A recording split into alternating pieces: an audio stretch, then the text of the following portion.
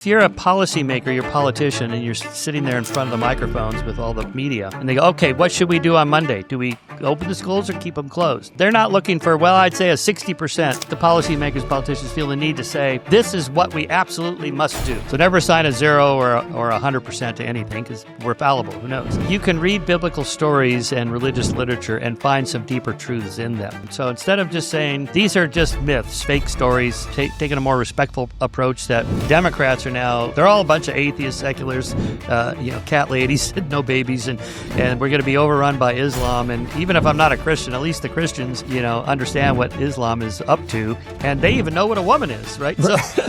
So we have now independent journalists. So that's good. I think many sources, checking out stories is good, but I don't trust any one of them either. I think you really need to sample multiple independent journals. What Candace Owens and Tucker Carlson, Daryl Cooper are up to, I don't know. I don't know what's worse. They know it's bull and they're doing it for clicks, and that's the financial model of their podcast, or they don't know and they've never read much. How concerned are you that truth will just be lost because we will be inundated with so much counter information constantly that nobody will be able to pilfer anything true out of anything?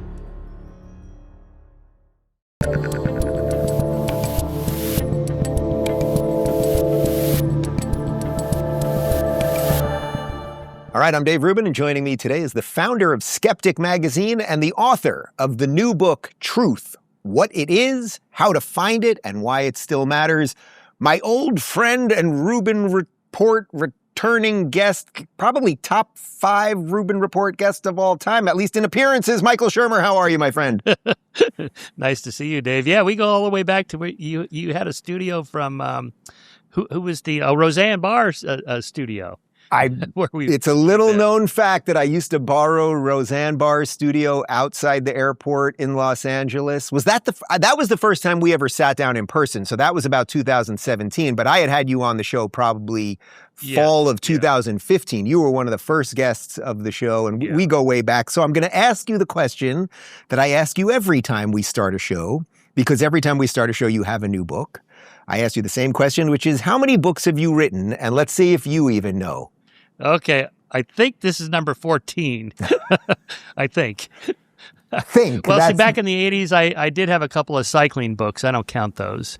How to train and that kind of stuff, and my experiences doing Race Across America as a professional cyclist. So, but I don't count those. I don't count until Why People Believe Weird Things, my first book in 1997. So what do you consider yourself? If someone said, what is on Michael Shermer's business card? I mean, obviously author, and you've run Skeptic Magazine for years and everything else. And you're an incredible debater, and we've done some live events together over the years. But what do you consider yourself really? Like, what would be the tagline under your name? Well, probably writer, editor, researcher. Yeah, I mean, that's the basic thing. So, I'm constantly editing and writing articles for Skeptic, mostly editing articles. And then I'm always working on another book. Whenever I'm done, usually what happens is I cut material because the publisher says it's way too long. And I'm like, oh, no, but I love this material. Like, save it for the next book. Like, oh, the next book. Okay. I'm trying to think. The first book of yours that I read, it was when I interviewed the first. So what book would have come out around 2015? And it was thick. I mean, it was... What was it? Oh, The Moral Arc. The Moral Arc. Yes. Yeah, So you've been doing this for a long time. First off, I love the title, and when just to say truth in the title, how did you even get the title? How could that not have been taken before? Well, one of my Scientific American columns that sort of introduced this topic was called "What Is Truth Anyway?" And then, Pinker's book, Rationality, I thought, a one-word title. And I've noticed many authors are going to one-word titles now, almost like restaurants are now all one-word titles, names. So I think that's the trend. So I thought, well, rationality, I'm into that, but I want to be different. So truth, sort of the shortened version of what is truth anyway. And that is one of the chapter titles. What is truth anyway?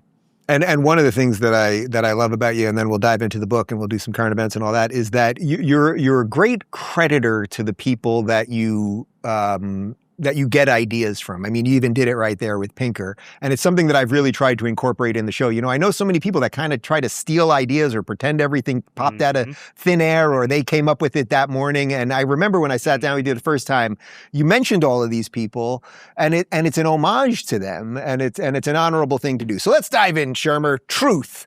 Thank you. What is the state of truth in 2026? I suspect not great. Not great. No, I mean, it's not catastrophic. And one reason to write the book is to say, let's get back to trust in our institutions and our experts and science and rationality and so on. It's really come under assault because of, I think, mainly because of COVID and the whole pandemic and the inability of professional scientists and public policymakers and politicians to be more Bayesian in how they make suggestions. But by Bayesian, I mean you assign a probability of something being true with a small t between 1 and 99%. So never assign a 0 or 100% to anything because we're fallible. Who knows? You never know. You could be wrong. So, do masks work or don't they? Does the vaccine stop the spread, slow the spread? What does it do?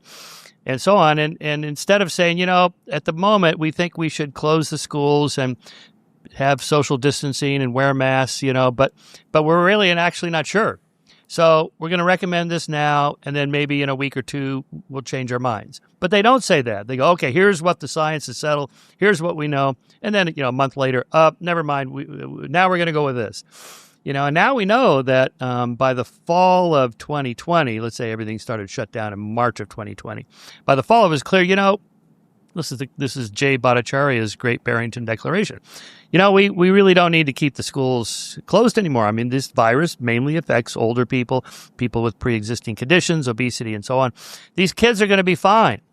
But they didn't do that. And now with the paper trail, it looks like they knew that they didn't need to keep the schools closed, not to mention businesses and so on. I'm in Santa Barbara. They closed the beach, Dave. The beach. I mean, it's sunny and warm and breezy, and it's like, really? I got to sit in my house where it's not warm and sunny and breezy?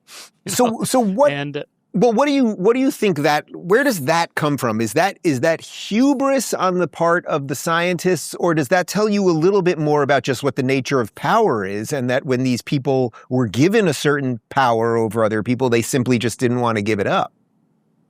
I think there's several factors because they wouldn't act that way with other propositions. They'd be more Bayesian and careful and couch their recommendations more cautiously. I think because it was a pandemic and we didn't know, they wanted to err on the side, the precautionary principle, just in case. What if it turns out it's more like Ebola or AIDS or something, just, super deadly?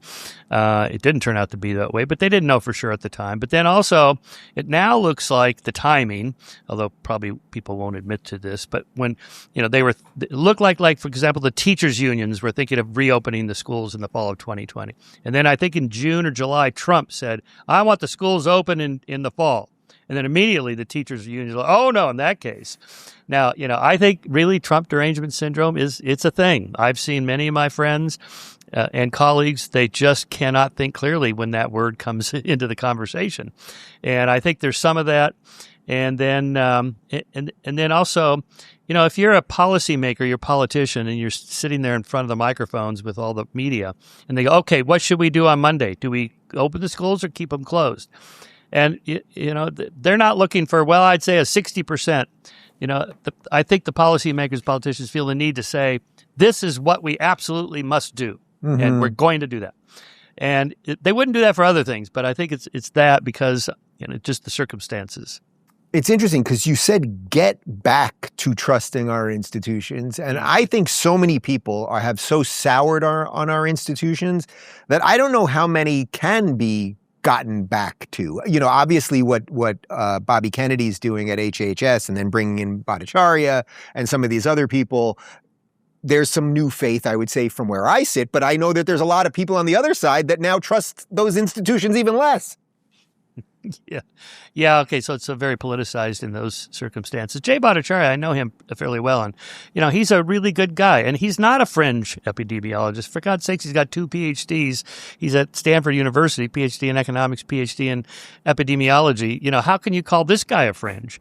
And so that's discouraging on that side. He has made changes within the system, so I think the system still works pretty well. The inside peer review, open peer commentary, and so on. Talk to your colleagues. But when I say get back, I mean, I guess maybe you're right. Maybe we'll never get back to, Walter Cronkite. This is the way it is. Or 60 Minutes. I've watched 60 Minutes for 40 years every Sunday night. And, I don't trust any of them anymore without some fact checking. And I think I'm encouraged that Barry Weiss is, kind of trying to revamp things at CBS. I hope. Well, suddenly the Variety is doing a hit piece on her, which to me, I was like, oh, that means she must be doing something good because now Variety is going after her. Yeah. Yes. Yeah. The new anchor there. This is how it works. You got to shake things up and start anew. So, but no, we'll never go back to the Walter Cronkites because we have now independent journalists. So that's good. I think many sources checking this out, checking out stories is good. But I don't trust any one of them either. I think you really need to sample multiple independent journalists. So how concerned are you that in a world that now offers independent journalists and anyone can open a YouTube channel and, in essence, you can put a desk down and put on a nice jacket and do what I do. Anyone can do these things.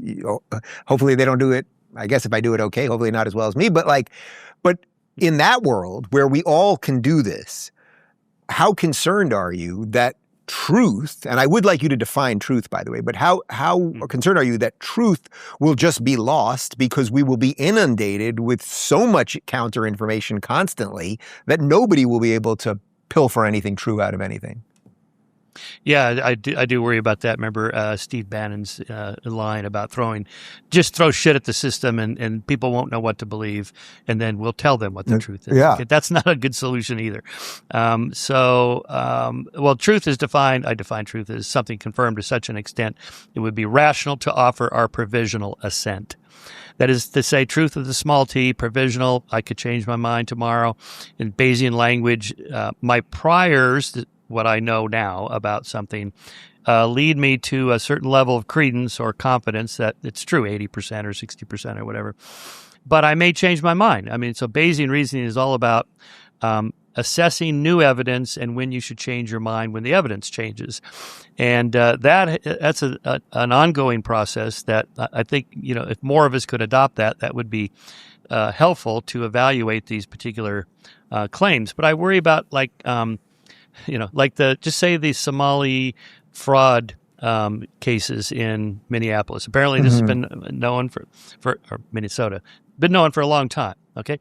So why is it that kid, that 23-year-old Shirley, what's his name? Yeah, Nick Shirley. Nick Shirley.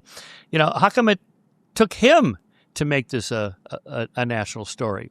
And then when I posted it, people said, oh, we've known about this for years. Like, well, then that's not a good defense. I mean, why didn't you do something about it, right? How come it takes this kid to do that? So do I trust him? Not really, because he's just going door to door. I don't know what he's looking at. I don't know what's actually in that building. I don't know what he left out. How many places did he go to and it was a perfectly fine daycare center? We don't know. But I do think something like that is a good trigger. Like, yeah, okay, let's get some more journalists in there. Let's get some more investigators and open up an investigation. The politicians go in and so on, or police even, something that it would trigger that. And, that's just crazy that's the, environment we live in for journalism now. Is you get a 23-year-old on YouTube. No, this kid, I'd met him once or twice before this, and literally with this thing in his pocket, he did more journalism in a day than I think you could argue CNN has done in 2 decades almost. So, all right, if we have some of individuals that are out there that are looking for the truth on the quest for truth, and we have institutions that are rattled at the moment, we're in an algorithmic warfare, there's AI coming and everything else. I mean, one of the things that people say to me all the time, if I go to the supermarket, people say the same thing to me all the time. Dave, they always say, Dave, you're the only person I trust, which I always think is hilarious because it's like, man, that we're in deep doo-doo if I'm it. I'm trying, but like that, it can't be. So how do you think in a modern world with this technology we can get out of this? Well, I do think some of the fact-checking sites are good, like PolitiFact and Snopes, Skeptic.com. Also now the new LLMs, so I use Grok and Gemini. but there's others. I even checked multiple ones. I'll just ask a question, how many people actually died from the COVID over and above, here's the 27 articles that they scraped from the internet, and they're all pretty much the same. So I thought, okay, well, maybe the LLM programs work pretty well. It's not perfect, but at least it's a good fact-checking site there. One problem is that who has time to do all this for everything? Right. I mean, there's like 20 different things that happen in a day. I don't know what I'm looking at. What should I believe? I don't know. Well, I think we're all going to have our own digital assistant that's just basically going to live with us. Right now it's our phone, but I think there's going to be something that's just going to be an automatic fact-checking device kind of built into our system. I do that in my car now. I have a Tesla, so I just push the little button and say, hey, hey Grok, and then I get an answer, and she, it's a female voice, has this conversation, and it's kind of playful. It's actually kind of fun. Except that so I have a Tesla too, and every now and again she just starts speaking out of nowhere, like I've somehow accidentally triggered it, and I go. And I go, are you listening to me right now? She goes, I won't listen if you don't want me to. And I was like, okay, stop listening. And then a minute later, I go, are you listening? And she goes, yeah. And I'm like, what? One of my longtime buddies was in town, and I was driving him around Santa Barbara. And so we started having fun with that. And then we stopped. And then, he and I are talking about personal stuff that goes back decades, girls and politics and all this stuff. And all of a sudden, the voice comes on. Is there anything else you need? We're like, what? Oh my God. You didn't just hear all that, did you? Well, that's the thing. We're all just so deep in it. So putting aside the technological part, obviously there's a sort of religious version of truth and a secular way to attain truth. You're obviously on the secular side of that. This is something we've discussed many, many times. And one of my favorite episodes of the show that I ever did was sitting down to debate God with you and our friend Dennis Prager. How do you approach the secular worldview of truth? Do you find it in conflict or in maybe some level of companionship with a religious worldview? And how do you constantly grapple with that? Yeah, so I've had some change of heart on some of that relationship of science and religion. In this book, I'm trying out some new things. So science, just standard, as I said, Bayesian reasoning and rationality and the scientific method and testing hypotheses and the randomized controlled trials and, determining causality from causality from correlation and what you got to do that. So I have chapters on that. But then to what extent does that apply to some of these bigger, more metaphysical type questions? Does God exist? Why is there something rather than nothing? What was there before the Big Bang? What is consciousness? What about free will? And so, let's just take religion. So instead of just saying, these are just myths, false, fake stories, they're not true, it's all bullshit, just don't believe it. I've given up on that. I don't think that works. And I've taken a more respectful approach that, biblical stories, let's say, or any kind of religious literature, is a form of great literature. And that just like in great literature, Dostoevsky or Jane Austen or J.R.R. Tolkien's, is there really a Middle Earth that J.R.R. Tolkien writes about in The Lord of the Rings? What are you talking about? He just made this up. It's a story. Not according to my director, Connor. He loves those little guys with the hairy feet. Where are they? Oh, they're in New Zealand. Yeah. But to even ask that question is ridiculous. Of course, these are made up stories, but they carry deeper truths, sort of mythological truths or psychological truths, a little bit along the lines of what Jordan Peterson talks about, or who's the great mythologist from back in the 80s. Anyway, so that whole thing, I think, says you can read biblical stories and religious literature and find some deeper truths in them. So was, Jonah really swallowed by a great fish or a whale and lived 3 days in there? No, you're missing the point of the story by asking if it really happened. Right. It's a story, an allegory that has other meanings. In this case, the 3 days is very similar to the 3 days Jesus in the tomb. So even that, I would say, let's not take that literally. I mean, there was probably somebody, a carpenter from Nazareth named Jesus. He probably was crucified. The Romans did this routinely, and he really was dead. But was he risen from the dead? The evidence is not very good for that. But I think just to ask that, you're missing the point of the story, which has to do with redemption and starting over, being born again, forgiveness, overthrowing your oppressors, in this case the Romans, and so on. And I think I can then engage with religious people in a more respectful, open way and learn something. Like, what do these stories have to do with, Well, sorry, what caused your shift there? Because, for when I first met you, that was sort of at the ascendancy, maybe it was the end of the ascendancy of the new atheist movement. And there was a real feeling like what I think a certain set of people liked about it was that it was a little more kind of aggressive atheism and sort of anti-religion. And what some people didn't like was that it was too anti-religious. What caused it? You mentioned there was a shift in you here, that you're looking at a new way. What was that? Really just engaging with believers and theists and just getting to know them and asking, what is it you believe? Why? Why do you believe these things? And it often had to do with deep personal reasons and deeper truths that they get out of these stories and these accounts and their beliefs that are not meant to be taken literally in a scientific sense. I'll give you a story where Richard Dawkins and I were on stage with Ken Miller, the great biologist who debunked all the intelligent design creationist arguments. But at the end of his book, he says, I'm a Catholic and I accept Jesus as my savior, right? So, Dawkins is sharpening the knives up there on the stage, like, okay, Ken, and let's say we found a piece of the true cross, and on a piece of the true cross is a little bit of flesh, and that's Jesus's flesh. We extract the DNA from that, and then we'll find out if he was really, truly born of a virgin or not. And Ken just stops him and says, Richard, I'm not claiming this is true in some scientific sense, like we're going to test the DNA. I'm a Catholic. This is what we believe. And Richard's like, okay. What do we do with that? Nothing. Okay, so, and then I've gotten to know people like Charles Murray, who's recently found God, and others. Jonathan Rauch has new respect for religion, and Ross Douthat from the New York Times has written a book about belief, and Ayaan Hirsi Ali, our friend, she found Jesus, she found God. Okay, so I know the backstory there. People find in religion really deep, important truths for them personally. It's a kind of pragmatic truth, and as long as they're not trying to convince me or convert other people, then it doesn't really matter. It's a different kind of truth than an empirical truth.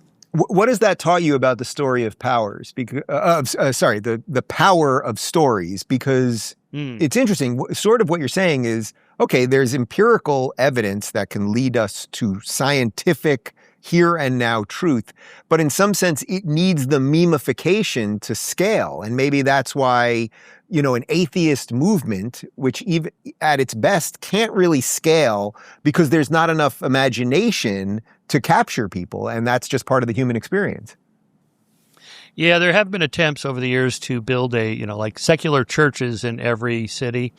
And there are these secular humanist organizations that have wedding ceremonies and funerals and coming of age and whatever. And they've never really caught on. And, I've been to some of these, these Sunday morning gatherings where people give testimonies about how they lost God, they lost their religion, or they sing hymns to Newton and Darwin, and it's like, come on. I mean, I don't really. The coffee's probably decent after. I feel like there's probably some good atheist baristas, so that, Yes, that's right. Bullet coffee. Yeah. But I do think religions have figured out some deeper emotional, pragmatic truths about what people need, what society needs. Whether or not they're literally true is beside the point. That, there's this recent movement now of, cultural Christianity. Dawkins himself said, well, I guess I'm a cultural Christian. This is in part in response to the whole Islamic influence in the West now and immigration into Europe. And so people are going, hey, you know what? Those Christians, they had some pretty good ideas. At least they got incorporated with, the establishment of Western democracies and free market capitalism and so on. They found ways to make Christianity work really well with that, whereas Islam has never gone through an enlightenment and come out the other side as a more rational worldview.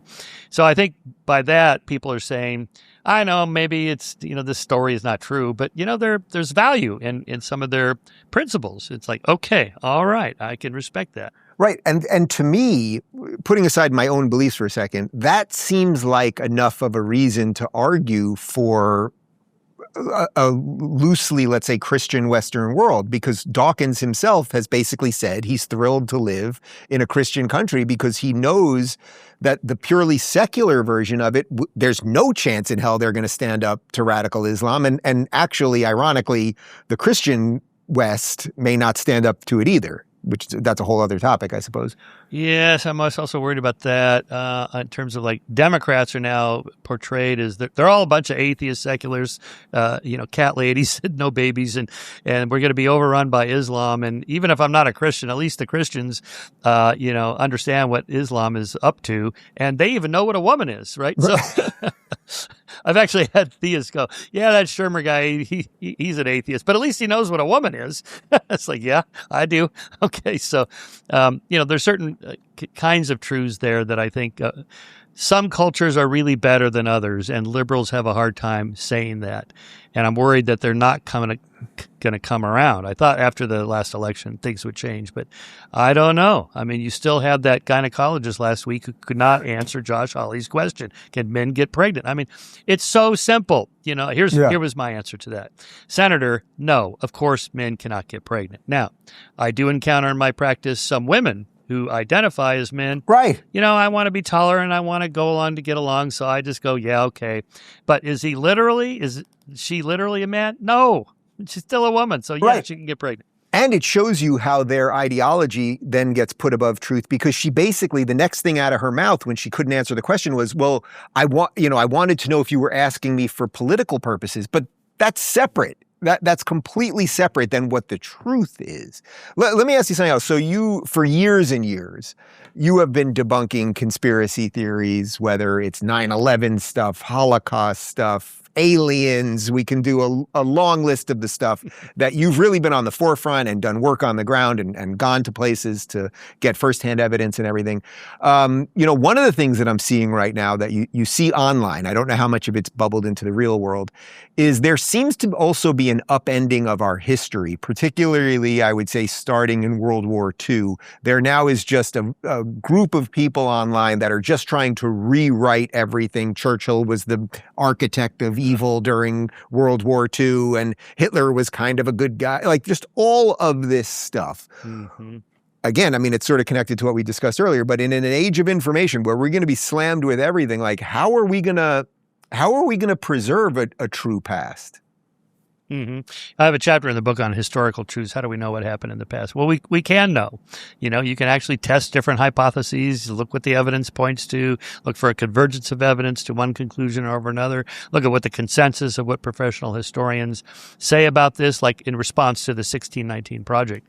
A group of historians, all liberals, almost progressive liberals, going, hey, wait a minute. This is not what actually happened. We have to stand up against it. You have to stand for truth. Okay, so there's that. Now, when I wrote the chapter, this was before, the Daryl Cooper going on Tucker Carlson and Candace Owens going around the bend on all this stuff, just asking questions. When I heard all this, I thought, okay, I've heard all of this. This is David Irving from the late 80s and early 90s that we debunked back then.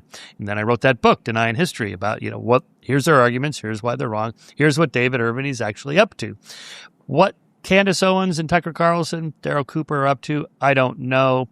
I suspect, I don't know what's worse. They know it's bullshit and they're doing it for clicks, and that's the financial model of their podcast, or they don't know and they've never read much. None of them are, they're not historians at all. And, I could just picked up my book. They go, oh, okay, never mind. I was wrong about that, because I have all those arguments right there. So I don't know what's worse there. And, it has contaminated the environment. I mean, there's people, apparently millions of people watch their shows, astonishingly. Daryl Cooper, he's called the America's greatest historian working today by Tucker Carlson. It's like, no one's even heard of him. He's not a historian. He's nothing. It's like, so, how that happens, I don't know. But that's the landscape we live in.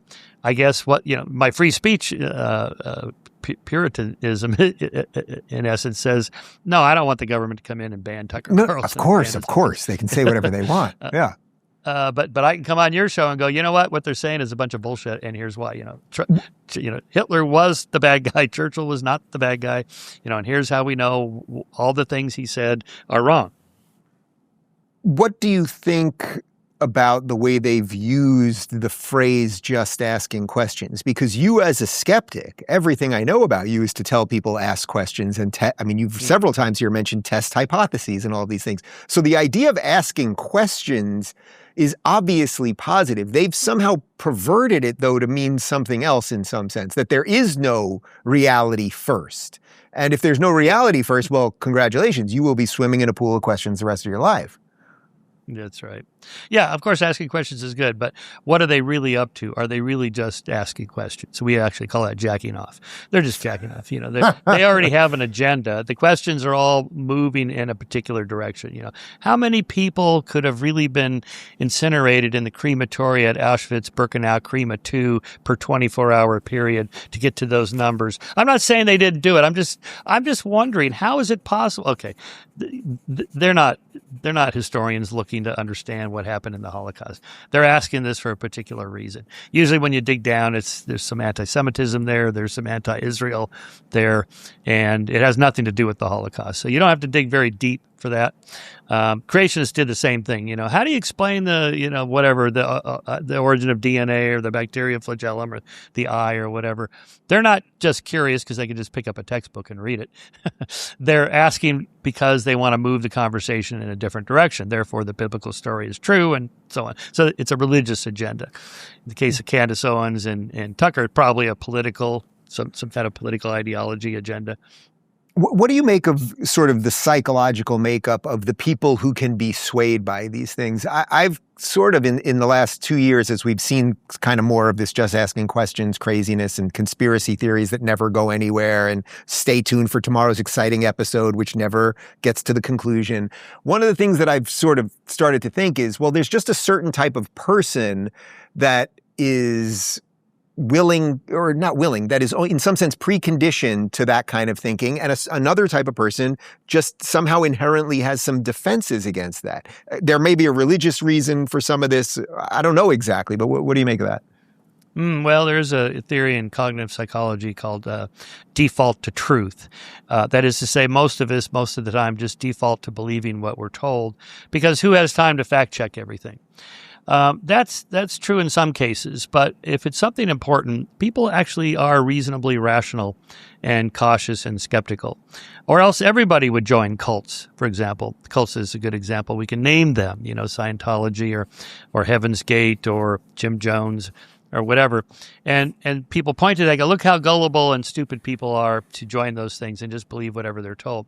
But what we don't have is called base rate neglect in Bayesian reasoning. What's the base rate? How many people, join the group and never sent Scientology their second mortgage or never, committed suicide or whatever? Most of them don't. My other example is that Netflix doc on the Tinder swindler and how this guy got away by getting these women to fall in love with him. And then, months down the line, he's on this business trip in Switzerland and he needs her to wire him $50,000 before Monday to close the $200 million deal. That's the moment of truth. And they found 4 women that did it. And, they're like, we feel like idiots. But what we don't know is how many women did he try this out on? And they told him to go fuck off. Right. And, or how many never even got to the second date, and so it could be, it's 1 out of 100 fall for cults, not 1 out of 10. So do you think that's also why do you think that's why so many people can be blackpilled so easily? That the default setting is we only hear of sort of the negative outcomes of things in some sense, right? We didn't hear about the 100 women that said no to him. I'm not going to send you the 50,000. So because you don't hear about it, it artificially inflates the bad cases. And then most of us are walking around going, man, horrible stuff is happening all the time, no matter how out of whack that is with your own reality. Mm-hmm. Yeah, nobody covers schools that were not shot up today. Right. Or how many ICE activities go unprotested? Who knows? Nobody covers those.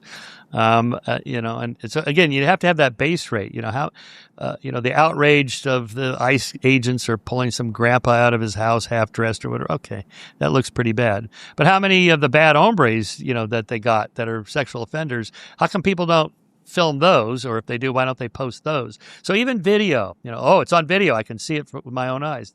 Well, not really, because what's the angle? What are the other videos we're not seeing? Every news network has only a limited amount of time, so they're going to show some videos but not others. I notice all of them do this, Fox News, CNN, they all do it, where they'll just put some clip on just keep cycling through as the host is talking, and the impact is like, wow, look at how many cars were on the sidewalk or whatever. No, that's the same car. They're just running the tape over and over and over, right? And so even that's deceptive, So when the whole Renee Good incident happened, I thought, okay, I better not comment here for at least 24 hours, because I know there's going to be more videos. There's going to be more angles and more analyses. And, I didn't know who this guy Tim Pool was. And he posted one that was pretty interesting about how the tire was pointed left, and then it spun as she tried to back up, then it pointed right. And I'm like, oh, okay. So I post that. It actually wasn't even a post from him. It was somebody else who posted his video. And people went ape shit against me. Like, don't you know who he is? He's a Russian agent and he got paid by the Russians. Like, what has that got to do with the tires? I'm just looking at the tires. What's wrong with his argument? Oh, you can't trust him. Okay, so this is the genetic fallacy. You can't, discount somebody's argument because of who they are or where they came from or what the origin of the story is. Just what does it show? That's all I want to know. Anyway, so that was astonishing. Well, that sort of brings me to the next part of this, which is, we kind of discussed the text version of the truth when it comes to AI, meaning, will you get honest answers as it pertains to history or medical advice or whatever? But, the next frontier of this, of course, is video. And we are getting pretty damn close, maybe by the time I finish this sentence, to the point where AI video will be completely inseparable from real video. So what are we going to do about that, my friend? Oh yeah, I was if I could find this video of me and Steven Pinker last September. He was in town in L.A. On his book tour, and so we did a public event together. And then somebody took a picture of us just sitting on stage, and then she said, let's see if I can find it here, make them dance. So the video has us just getting up and dancing. I may not be able to find it here. Yeah, you can send it to me after, and we'll throw it in B-roll. No, I got it. So, all right. So, okay. So here's the photo. Okay, we're just sitting there. Yep. All right, and then she puts it into Grok and says, "Make them dance." Yep. Ah, look, Shermer's got the moves. I mean, I have to point out to people, this never happened. We did not get up on stage and dance. I've seen Pinker dance because, he danced when Trump lost the election and it's not very impressive. I know. So, yeah, if somebody sends me a UFO video, oh, look, Shermer, you've been asking for a clear, focused video, high definition. There it is. Well, I don't know if I could trust that anymore. I do worry about that too, Dave, politically. What if somebody makes a video of Putin saying that we're going to launch the missiles in an hour, and then Trump goes, oh my God, look at the video. Maybe there's like digital watermarks they can put in videos that somebody can look at it and go, hey, hang on, that's fake. Right, but the amount of people who can be faked, it always reminds me, I know you know the story, but when War of the Worlds came out on radio, what year was that, 1929 or something? And people literally thought that aliens were invading New Jersey, and one woman jumped out of her window and died. So now we're doing that on steroids 100 years later. Yes, yeah.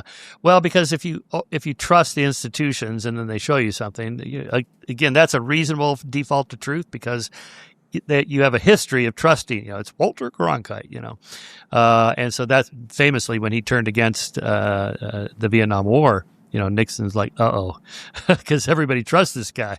And anyway, so so if we get back to that, I'm also worried about universities, the academy. They have a history of being a reliable institution and source of knowledge of what we should believe about the real world, about the physical world, biological world, social world, and so on. But again, since COVID and also the whole trans thing, the woke stuff, and then the political orientation, and when I was in college, it was maybe 60-40, a Democrat, Republican. By the 80s, it's maybe 70-30. By the 90s, it's like 80-20, and now it's like 99-1. Yeah. And there's just no possible way, first, that students are going to get a balanced take on anything. And then two, whatever they recommend for policymakers, here's our findings, here's our recommendations, here's our white papers, here's what you should trust. Why would anybody trust them? I mean, again, they can't even answer the question, what is a woman? Or in the case of the Harvard and MIT and Penn professors, does threatening to kill Jews constitute hate speech on your campus? Well, it depends. Okay. The moment people hear this, it's like, okay, why would I believe these guys when they tell me climate change is going to do this or that vaccines are going to do that? I don't trust them, and that's a big problem. Let's finish up with something that is huge in a certain corner of the internet that I've touched on a little bit, but you just referenced right there, which is UFOs and life outside of our universe. I've gone down some of the Instagram rabbit holes and followed some of these accounts, and I've had some interesting conversations. And Rogan does a ton of this stuff with UFOs. There are, I would say, probably more people than ever that right now believe that aliens have been here, that the government's been working with them. I mean, there's 10 versions of all of that. We're using their technology now, and that's sort of how we got into modernity, was redoing some of the stuff that crashed here. Like, there's a gajillion of these. Where are you at with all of that stuff? And And then wait, I'll hold the second question. Where are you at with all that? Well, there was a phase transition between from UFOs to UAPs in 2017 when the New York Times ran that front page story about the Pentagon's secret program to investigate what these things are, because they're flying over military bases and U.S. airspace and so on. Okay. Now, they weren't saying that we think it's aliens. They were just going, hey, this is our job to keep track of this stuff, so let's look into it. But it's really taken off since then, and even the linguistic transition from UFO, which was always tinfoil hat wearing kooks, to UAP. Ooh, that sounds, what is that? Unidentified aerial phenomena. Then it morphed into unidentified anomalous phenomena, even more technical. And then you have people like Navy pilots, like Graves and Grush and Senator Reid and these are not fringers, right? These are Marco Rubio is on there going, yeah, we're going to look into this. There's something weird happening here. Okay, so that tells me mostly it's probably something like drones or DARPA projects, if it's anything. Once you discount all the the 95% that are explained as balloons and birds and things like that even the ufologists admit are mostly just prosaic explanations. But if it's anything, it could be something like a DARPA project. Remember, I mean, there were reports in I think it was the early 70s of commercial airline pilots, saying, "Oh my God, dude, what is that up there?" And it was the SR-71 Blackbird. It's going, like 4,000 miles an hour at 90,000 feet. And you're at 30,000 feet going 600 miles an hour going, holy shit. Turns out it's the SR-71 Blackbird, right? The U-2 spy plane, also the same thing. So it could be something like that if it's anything. I do think the impulse to know it has a deeper, this is what I talk about at the end of the book, a deeper religious kind of impulse. The idea that we're not alone, that there's something out there that's far more advanced and intelligent and moral than us. They know we're here, and they're going to come and rescue us. Because that's the underlying current with the UAP people, is they have this technology that can do all this stuff that we can't do. That means free energy. We won't have to have oil anymore. Energy too cheap to meter. It's going to save civilization, the whole thing. And so I was encouraged by Elon saying, I would totally be into this. This would be great. I would adopt this for my cars. And I looked into it. I just can't find anything. So I think they're not here. I think they're probably out there somewhere in the cosmos, but I think they just haven't come here. And what would it take? I mean, what would it take that could happen tomorrow that you'd be like, you know what? They are here. I mean, if there was a report and the government was like, yes, an alien craft did crash here. We had it at Area 51. The bodies being embalmed over there. I mean, what would you need to say, okay, now we've got something concrete? Well, so my answer to that is the Chinese spy balloon. Remember from the spring of 23?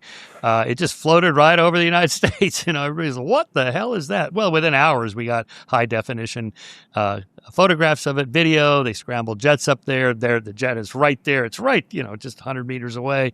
And then, it's reported by all the media, the president, the Secretary of Defense, the Pentagon. Everybody goes, yeah, that's what happened. Here it is. We shot it down. Here we are shooting it down. There it is, the debris. debris is in the ocean. We have this stuff. We know exactly.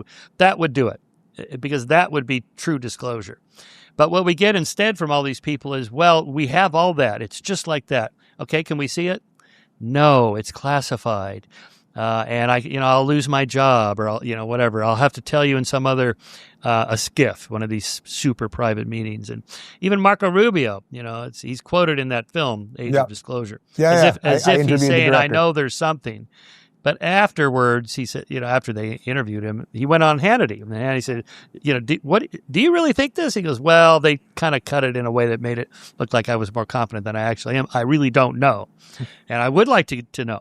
Okay, so part of their answer is, well, even the president doesn't need to know, so the presidents don't know. But so if it's something along those lines, if Marco Rubio, I do trust him. He seems like a stand-up guy. Mm-hmm. If he said, all right, I looked into it. I went to Area 51 or Wright-Patterson or whatever. I went to the warehouse where they told me it was. I did see it, and it's whatever. And then he says what it is. I think that would up my prior. That would change my priors and up my credence into being much more confident that, okay, there must be something there. But ultimately, we all have to be able to see it, just like the Chinese spy balloon. That's I have that $1,000 bet with Avi Loeb from Harvard. That by December 31st, 2030, disclosure will not happen. So if it does, he wins, and I hope he wins, because this would be super cool. That would be pretty cool. Although, Michael, let's not forget that President Bill Pullman in Independence Day did not know about the aliens because of plausible deniability. Right. So you just never know with these things. And that is possible. I mean, there is something like a deep state. I mean, there are things the CIA does that the president doesn't know about, and it's better he doesn't, so that he can deny it. So I didn't know anything about it. Arms for hostages? No. Oh, well, maybe Reagan did know about that. Anyway, but yeah, so of course nobody can know everything. So it's possible, but at some point we got to see it. Come on, show us. The book is Truth: What It Is, How to Find It, and Why It Still Matters. Michael Shermer, when you write your 872nd book, you can come right on back. Good to see you, my friend. Okay, Dave. All right. If you're looking to listen to more brainy and brutally honest conversations about academia, check out our Academia playlist. And if you want to watch full interviews on a wide variety of topics, watch our full episode playlist, all right over here. And to get notified of all future videos, be sure to subscribe and tap that notification bell.